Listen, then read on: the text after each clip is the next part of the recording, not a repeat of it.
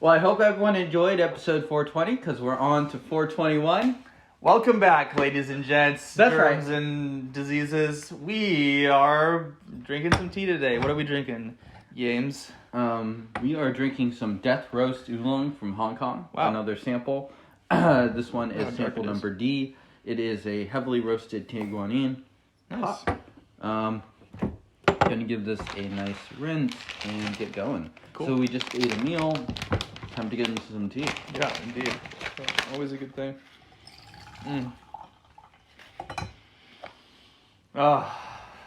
haven't had like a really dark roasted oolong in a while on the show. I guess Wooey's, but Yeah, we Yeah. did have some aged Balgon recently, but yeah. that's true. Not really roasty in the same way. Ooh, wow, so nutty, really. Almost a little tobacco-y. Yum. Yeah, it should be a nice post-meal tea. Totally. Counteract a very strong tasting meal. Yeah, and why? So compared to something like a white tea or something light and delicate, why would something like this be great after a meal? I just feel like it's better to power through. Like you need something bold Right. to that's gonna like counteract what you just ate. Yeah. To some extent. I mean, you're not eating the tea with the food, or not eating the food with tea. But Right. Still, it's like I feel like there's some lingering flavors from our meal. Yeah, I was eating some chilies. Yeah. So yeah, no, I totally agree. It's almost like you could kind of color code the color of the leaves and then just pick something a little bit darker, frankly. Right. The roast is going to cut through and be a powerful part of this tea. Really good quality. Just no bubbles or anything like that. Yeah. How much in terms of grams you're using in here? Using a little over 5 grams for 75 milliliters. Might push it just a little bit longer. We'll see how this taste comes out. Yeah, and this is a sampling that Marshaln put on a while ago at this point. So thank you to him. Yeah. We brought on one of the teas, I think, 7 or 8 months ago. Got it. So, The Godfather. yeah. the blog father. Yeah. Blog father of tea. Let's do it. Cheers. Cheers.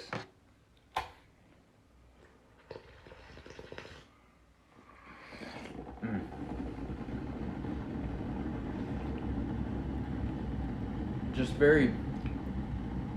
I mean, you taste the roast, obviously, Yeah. very charcoaly, Right. but it's just, there's like a softness to it and smoothness to it that's very pleasant after the meal. Yeah.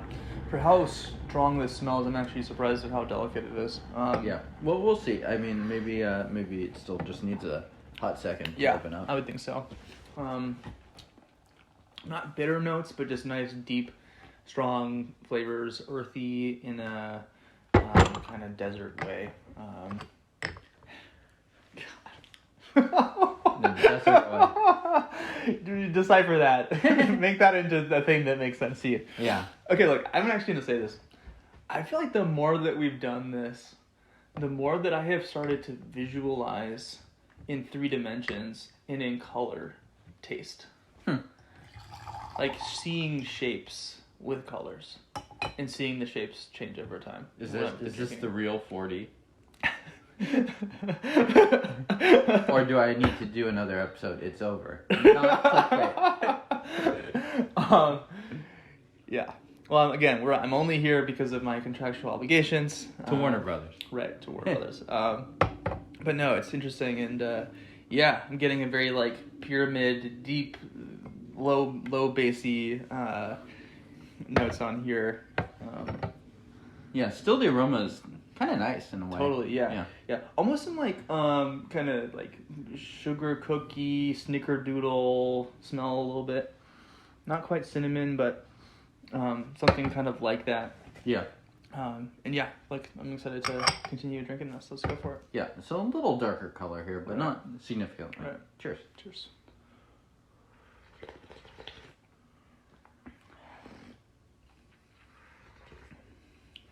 I feel like it tastes very similar to round 1, just more intense. Mm-hmm.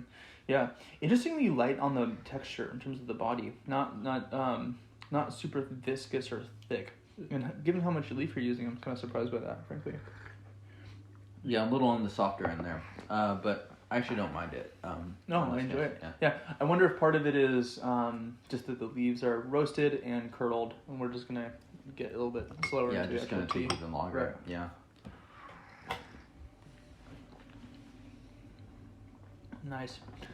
Yeah, bassy notes, almost a mouth puckering tartness to it. Great on the roast.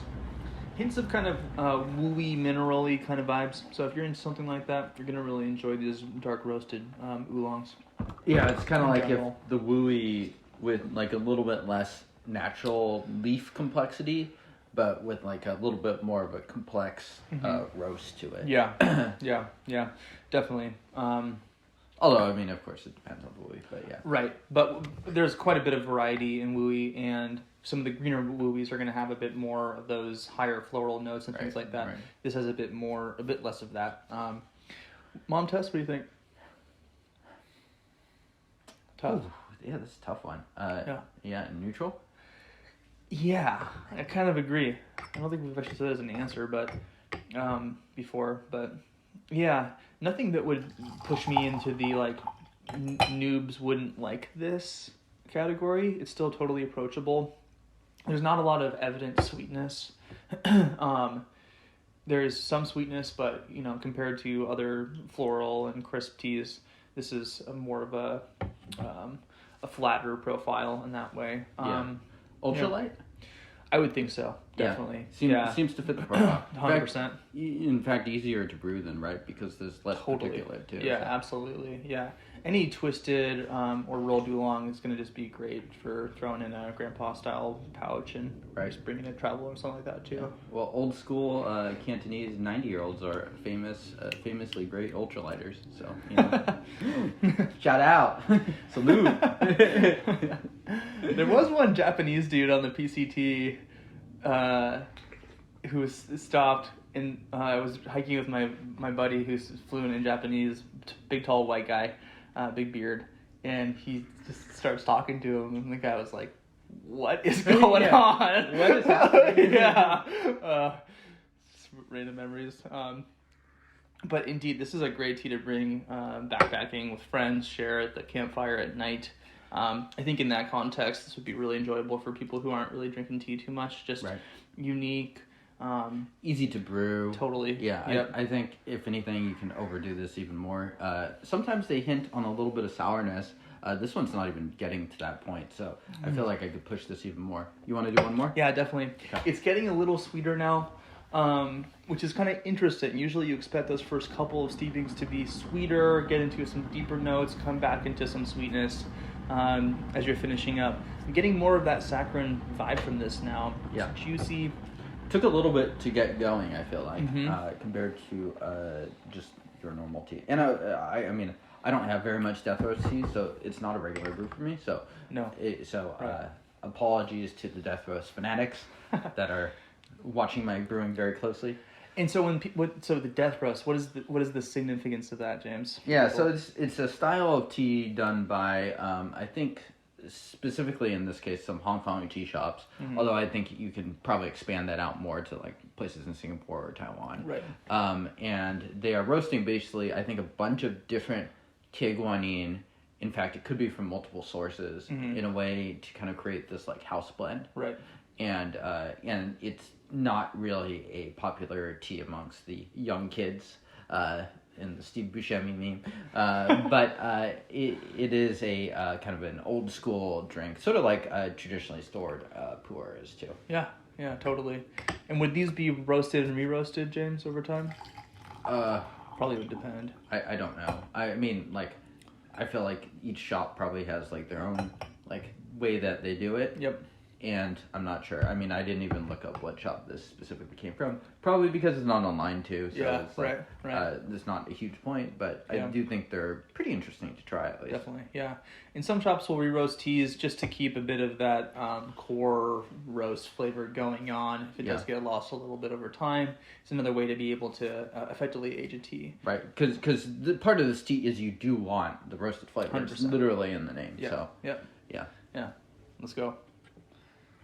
Cheers. Cheerio. Yeah. Works every time. It works every time. Should I Such a wait little till child. Jenny is sipping next time? Yeah. Comment below. Let me know.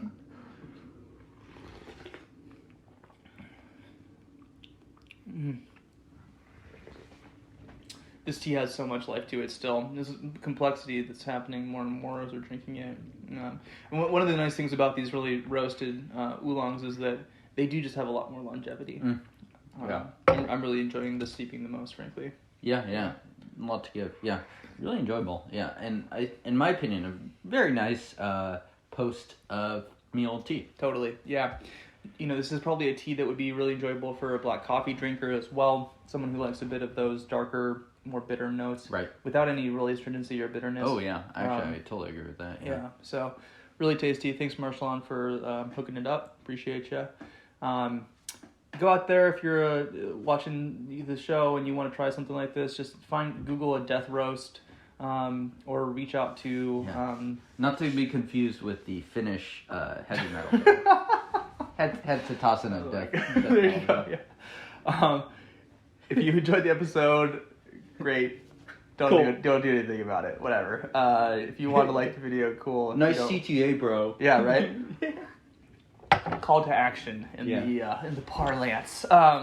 Anyway, thanks for watching. Thanks again, Marshaln. TDB.org for written content of all sorts, varieties, sizes. Plenty of videos on the YouTubes. Give us a follow there, and we'll see you next time. Cheers. Finger guns.